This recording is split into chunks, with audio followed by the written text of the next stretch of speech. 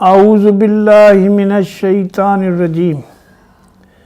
بسم اللہ الرحمن الرحیم وَلَقَدْ جَاءَتْ رُسُلُنَا ابراہیم بالبشریٰ قالوا سلاما قال سلام فما لبث ان جاء بعجل حنیذ فلما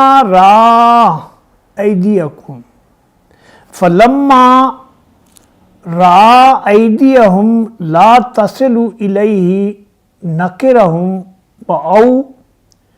وأوجس منهم خيفة قالوا لا تخف إنا أرسلنا إلى قوم لوط وامرأته قائمة فضحكت فبشرناها بإسحاق ومن وراء إسحاق يعقوب قالت يا ويلتى ألد وأنا عجوز وهذا بعلي شيخا إن هذا لشيء عجيب۔ شروع اللہ کے بابرکت نام سے جو بڑا ہی مہربان اور نہایت رحم فرمانے والا ہے۔ اور دیکھو ابراہیم کے پاس ہمارے فرشتے خوشخبری لیے ہوئے پہنچے، کہا تم پر سلام ہو۔ ابراہیم نے جواب دیا تم پر بھی سلام ہو۔ پھر کچھ دیر نہ گزری کہ ابراہیم ایک بھنا ہوا بچڑا ان کی ضیافت کے لیے لے آیا، مگر جب دیکھا کہ ان کے ہاتھ کھانے کی طرف نہیں بڑھ رہے تو وہ ان سے مشتبہ ہوا اور دل میں خوف محسوس کرنے لگا۔ انہوں نے کہا ڈرو نہیں، ہم تو لوط کی قوم کی طرف بھیجے گئے ہیں۔ ابراہیم کی بیوی بھی کھڑی ہوئی تھی، وہ سن کر ہنس دی۔ پھر ہم نے اس کو اسحاق اور اسحاق کے بعد یعقوب کی خوشخبری دی۔ وہ بولی ہائے میری کمبختی، کیا اب میرے ہاں اولاد ہوگی جب کہ میں بڑھیا پھونس ہو چکی ہوں اور میرے میاں بھی بوڑھے ہو چکے ہیں؟ یہ تو بڑی ہی عجیب بات ہے۔ ناظرین، اسلام ایٹ کراس روڈ کے سلسلے میں آج کی نشست میں ہم نے سورہ ہود کے 7ویں رکوع کی آیات 69 سے 72 تک کی تلاوت کی اور اردو ترجمہ بھی آپ کے سامنے پیش کیا۔ اس میں اس سے پہلے دوسری اقوام کا ذکر تھا، قوم نوح کا ذکر تھا، قوم عاد کا، قوم ثمود کا، کہ کس طرح اللہ نے اپنے پیغمبر ان کی طرف بھیجے، وہ پیغام لے کر گئے، اللہ کا پیغام لے کر اور اللہ کی بندگی کی طرف بلانے کے لیے، بلاوا دینے کے لیے، اللہ کی طرف پکارنے کے لیے، بلانے کے لیے ان کو دعوت دی اور قوم نے انکار کیا اور اللہ کے عذاب کی مستحق ٹھہری، برباد ہو کے رہی۔ اب یہاں ابراہیم علیہ السلام کا ذکر ہو رہا ہے،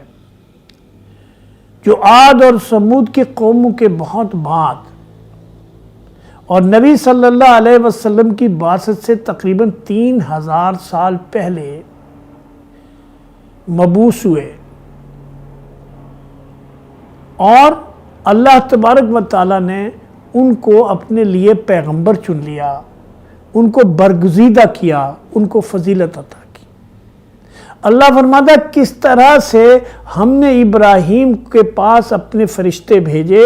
انہوں نے ان کو سلام کیا۔ ابراہیم علیہ السلام کو پیغمبر ہونے کے باوجود ان کو یہ معلوم نہیں ہو سکا کہ یہ آنے والے کوئی مہمان جو ہیں وہ فرشتے ہیں، یا چونکہ وہ انسانی شکل میں آئے تھے، تو انہوں نے ضیافت کے لیے، ان کی مہمان نوازی کے لیے بندوبست کیا، اور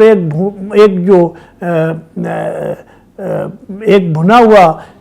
بچڑا جو ہے وہ ان کی ضیافت کے لیے تیار کر کے فوراً ان کے سامنے رکھ دیا۔ لیکن جب انہوں نے کھانے کی طرف ہاتھ نہیں بڑھائے، چونکہ فرشتے جو ہے وہ جو ہے وہ کھاتے پیتے نہیں ہیں، اور اس لیے ابراہیم علیہ السلام کو ڈر لگا، خوف ہوا کہ معلوم نہیں ان کا کیا ارادہ ہے، میں تو ان کی ضیافت کر رہا ہوں، اور کھانا نہ کھانا اور ہاتھ کی کھانے کی طرف نہ بڑھانا گویا ایک طرح کی ناراضگی کا اظہار تھا۔ تو فرشتوں نے ان کی وضاحت کی کہ ہم اللہ کے فرشتے ہیں، ہم جو ہے وہ قوم لوط کی طرف جا رہے ہیں، لیکن اس سے پہلے آپ کے لیے خوشخبری لائے۔ اور وہ خوشخبری یہ ہے کہ ابراہیم علیہ السلام کو جو اولاد تھی اسماعیل علیہ السلام، ان کے لیے اللہ نے ان کی جو بڑی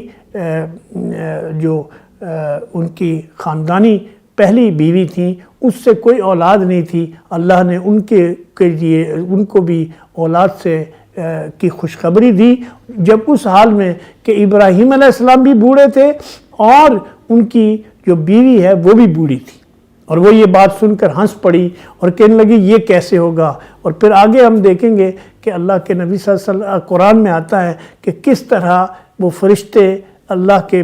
نبی ابراہیم کے گھر والوں سے بات کرتے ہیں، اور کس طرح سے اس خوشخبری کو اور اللہ تعالیٰ کی طاقت کو اور اللہ تعالیٰ کی رحمت کو اور اللہ تعالیٰ کی بخشش کا ذکر فرماتے ہیں۔ تو اس سے یہ معلوم ہوا کہ جناب اللہ کے جو فرشتے ہیں وہ جب آتے ہیں تو وہ یا تو بشارت لے کے آتے ہیں، خوشخبری لے کے آتے ہیں، یا پھر کسی قوم کے اوپر عذاب لے کے آتے ہیں۔ تو جو لوگ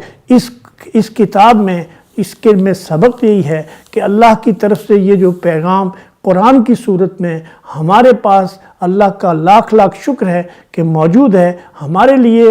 آج بھی اس لیے بہت ضروری ہے کہ ہم اس قرآن کو پڑھیں، اس کو سمجھیں اور اس کے اوپر غور و فکر کریں اور اللہ کی طرف پلٹیں، اللہ سے اپنی توبہ کریں، اللہ سے بخشش مانگیں، تاکہ ہماری یہ دنیا میں جو اس وقت بگڑی ہوئی صورتحال ہے اس سے بھی ہمیں نجات مل جائے اور آخرت ہماری بھلی ہو جائے، تاکہ ہم آخرت میں بھی کامیاب اور کامران ہو سکیں۔ اقول قولی ھذا استغفر اللہ لی ولکم وسائر المؤمنین۔